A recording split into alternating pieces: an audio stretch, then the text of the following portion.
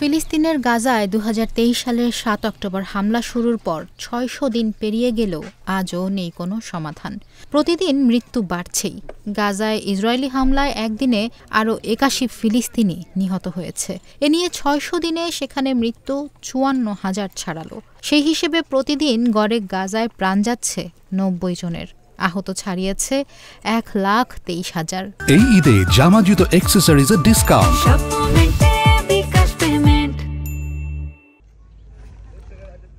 কাতার ভিত্তিক সংবাদ মাধ্যম আল জাজিরা বলছে, গাজায় হামলা শুরুর ৬০০তম দিন মঙ্গলবার। এই দিনেই আসে আরও ৮১ জনের মৃত্যুর খবর। এই সংখ্যা থামাতে এবার আন্তর্জাতিক সম্প্রদায়কে আহ্বান জানিয়েছে সেখানকার স্বাধীনতাকামী সশস্ত্র গোষ্ঠী হামাস। এ নিয়ে একটি বিবৃতিও প্রকাশ করেছে তারা। এদিকে গাজায় অভিযান জোরদারে আরও ৫০,০০০ সেনা যুক্ত করতে যাচ্ছে ইসরায়েল। গাজায় ইসরায়েলি বর্বরতা চলছেই। উপত্যকাটিতে সাময়িক যুদ্ধবিরতি শেষ হওয়ার পর গত ২০ মার্চ থেকে রাফায় অভিযান শুরু করে ইসরায়েল।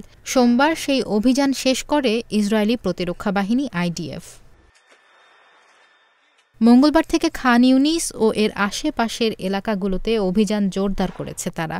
এরই মধ্যে দক্ষিণ গাজার বেশিরভাগ এলাকা ও পূর্বাঞ্চলের একটি বড় অংশ থেকে সরে যেতে নির্দেশ দিয়েছে IDF।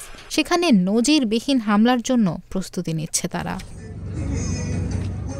সোমবার হামাসের একটি সূত্র জানায়, গাজায় ৭০ দিনের যুদ্ধবিরতির মার্কিন প্রস্তাবে সম্মত হয়েছে গোষ্ঠীটি। এর আওতায় কয়েকশো ফিলিস্তিনি বন্দীকে মুক্তি ও গাজা থেকে ইসরায়েলের আংশিক সেনা প্রত্যাহারের বিনিময়ে ২ ধাপে ১০ জিম্মিকে মুক্তি দেবে তারা। তবে বিষয়টি নাকচ করেছেন মার্কিন বিশেষ দূত স্টিভ উইটকফ। তিনি জানান, তার দেওয়া প্রস্তাবের সাথে হামাসের সম্মত হওয়া চুক্তির কোনো মিল নেই। চুক্তিটি প্রত্যাখ্যান করেছে ইসরায়েল।